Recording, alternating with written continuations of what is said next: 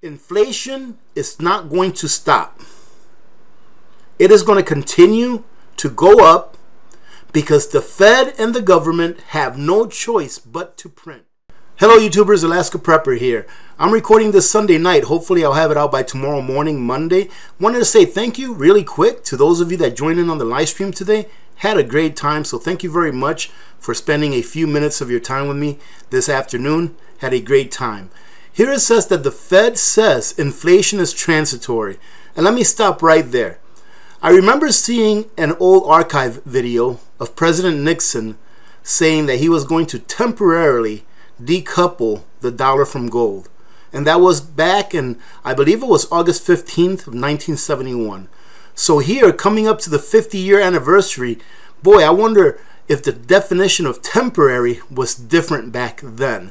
Well, here the Fed is saying the same thing. Inflation is transitory. Transitory is pretty much same thing as saying temporary. But anyways, we all know that we can trust every word that comes out of the mouth of any of these Federal Reserve pundits. And here, this is stuff we already know. Here it says that the new inflation data shows that inflation jumped to 5%. All right, and that they're saying that this is going to be temporary because of the economy coming back to life after they let everyone out of their house jails. And then it says here that detailed below are 10 companies that say that they're going to be passing on their costs to you. This is not a surprise, ladies and gentlemen. To me, this is not a surprise whatsoever. Are they supposed to just go out of business, keep taking a loss? A lot of these companies as well are public companies. So they don't answer to you or I, they answer to their stockholders. And if their stockholders aren't making a profit, guess what they're going to do with their stocks? They're going to sell them. And for any of you that have not heard this information, the Labor Department released its monthly consumer price index data on Thursday, revealing a 5% jump in headline consumer prices year over year this past May, which is the fastest pace since back in 2008. Some, including the Federal Reserve, argue that rising costs are only temporary. I'm going to just say temporary instead of transitory. All right, they try to make it sound fancy. It's temporary. A result of supply and demand imbalances brought about by the health crisis and a rapid reopening. Others claim that inflation can be here to stay and question the Fed's insistence on maintaining ultra-accommodative policies as the health crisis winds to an end. Whatever side of the argument investors land on, one thing is clear. Dozens of companies are raising their prices due to the increasing cost of basic commodities. From Coca-Cola to Campbell's Soup, the majority of these price increases have come from consumer staples companies that are most affected by commodity costs. Whether or not current price increases will remain over the long term is clearly up for debate. But for the everyday consumer, the reality is life is now more expensive than it was last year. And that is 100% true, ladies and gentlemen. On June 9th, in Campbell's Soup's third quarter 2021 conference call, the word inflation was mentioned 35 times. All right? And the company revealed it was impacted by the rising inflationary environment. Campbell said it will be raising food prices this summer to offset the rising costs. In J.M. Smucker's fourth quarter 2021 conference on June 3rd, inflation was measured 10 times. Broad-based inflation is impacting many of the commodities, packaging material, and transportation channels that are important to our business. We are mitigating the impacts through a combination of higher pricing inclusive of list price increases. Meaning what, ladies and gentlemen? That they're going to ramp up prices on the products that they sell. Black & Decker. Stanley Black & Decker's first quarter 2021 earnings presentation on April 28th, in a slide entitled Commodity Inflation Update, the company said steel, resin, base metals, electrical components, and batteries have pushed incremental inflation costs up for 2021 by $160 million versus January guidance. Do you think they're going to be raising prices, ladies and gentlemen? Absolutely. Get your tools. We should all, if we're all preppers, we should already have a basic set of tools, right? So if you don't, Go out there and get your tools now before the prices go up, ladies and gentlemen. Whirlpool. In an interview with Yahoo Finance in April, Whirlpool's CEO said the company was seeing price increases and would pass the cost on to who? Onto us, ladies and gentlemen, the customers. And they say, quote, "We took price increases in every region of the world that range from 5 to 12%. Those are driven by commodity cost increases, and it's something we have done historically." The company said in its first quarter conference call that the price increase actions will offset the impact of global supply constraints and rising input costs. Pretty much that is getting more expensive for them to do business, and now they're going to go ahead and pass those expenses onto their customers. Kimberly-Clark said it would be raising prices on products like Scott toilet paper, Get Your TP, ladies and gentlemen, and Huggies diapers. Now that, to me, ladies and gentlemen, is a big one. Huggies diapers, because diapers are very expensive, and you have to have them. Not too many new moms nowadays know about the old ways of having diapers made out of cloth and then reusing them. And probably if they do, they probably would find it too off-putting to actually do it, believe it or not. Mid to high level single digits in late March. Then in the company's April 23rd first quarter earnings call, executives said they saw sharp rises in input costs. So there you go, toilet paper, diapers going up. Honeywell CEO said that inflation is taking hold and affecting his business bottom line. What I tell you, it's all about the bottom line. A business is not going to be in business unless it can make a profit. Let's see, the CEO said, "There's no doubt about it. We knew it. We see it."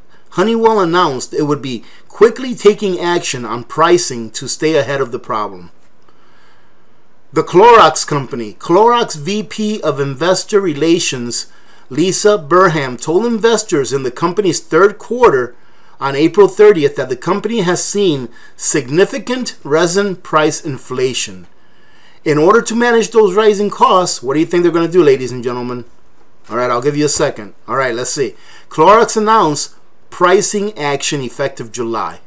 What are they going to do? They're going to raise prices.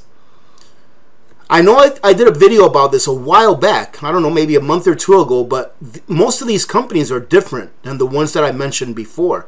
Here it says that the Procter & Gamble COO told analysts in an April 20 earnings call that this is one of the biggest increases in commodity costs that they've ever seen over the period of time that he's been involved with this company, which is a fairly long period of time. So this is the highest increase in prices that the COO has ever seen since he's been involved with that company. The company said it will begin the process of implementing price increases on its baby care, feminine care, and adult products categories in the United States to offset a portion of the impact of rising commodity costs, noting that exact amount of the price increase will vary by brand and sub-brand in the range of mid to high single-digit percentages and will go into effect in mid-September. Coca-Cola said, "We are well hedged in 2021, but there is pressure built up for 2022, and so there will have to be some price increases." It's everything, ladies and gentlemen. I mean, if 10 companies are coming out saying it, it's every company that's going to do it. Trust me, it's every company. This is the time to go out there and take some of those dollars that you have, and instead of letting them die in the inferno of inflation, which is called a bank account, use them, ladies and gentlemen, and buy things that add value to your life. Reynolds Consumer Products. Reynolds Consumer Products revealed that a 3-step price increase is already underway in some of its most popular products last month. Price increases have been implemented and a second round is underway, with plans for a third round to be implemented in the third quarter. Ladies and gentlemen, this is not transitory. This is not temporary. You may see, or we may see, some prices come down a little bit later on. For example, the beef prices. I'm not an expert at this, but I would say that we may see beef prices come down just a little bit, depending on how much of that beef that is being called right now because of the drought situation that's going on in our country. Depending on how much of that beef that is being culled is being exported out of the country. If most of that beef that ranchers are having to get rid of because they can't feed them or water them, if most of that beef stays within the United States, prices may come down a little bit for a short while. However, eventually they will go right back to where they are and even higher. Remember when we had that Derecho hurricane and it ruined a lot of crops, a lot of corn crops, and then not long after that we had a big flood in that area of the Midwest, and a lot of cattle ended up expiring, and I said, yep, beef prices are going to go up. It may not happen tomorrow, but it's going to end up going up. And it did, ladies and gentlemen. 6 months to a year after that, once the inventory that was already in place, that was already in coolers and freezers and in stock houses, once all of that stuff got used up, are we paying more for beef now, a year and a half after those things happened, than we were paying for back then? I would say yes, significantly so. 2 years ago, we were buying ribeye for $8.99, $7.99 a pound. And now, what is it? $16.99 a pound the last time I checked. When I went to Costco, it was $16.99 a pound. So it's more than double than last year. So only because you don't see the prices of beef going up here in the next few months, it's because we're still working through the stock that we have. And then eventually, when that stock runs out and we don't have as many new cattle coming onto the market as we did before, because ranchers either couldn't afford to feed them or they couldn't water them, then you're going to see the prices go up even higher than where they are now, ladies and gentlemen. So the prices may come down a little bit temporarily as soon as all of those cattle that have been culled and put in the market actually get to the freezers. You may see the prices come down just a little bit for a short time, but eventually they're going to go right back up, ladies and gentlemen, because as I've always say, mathematics does not lie.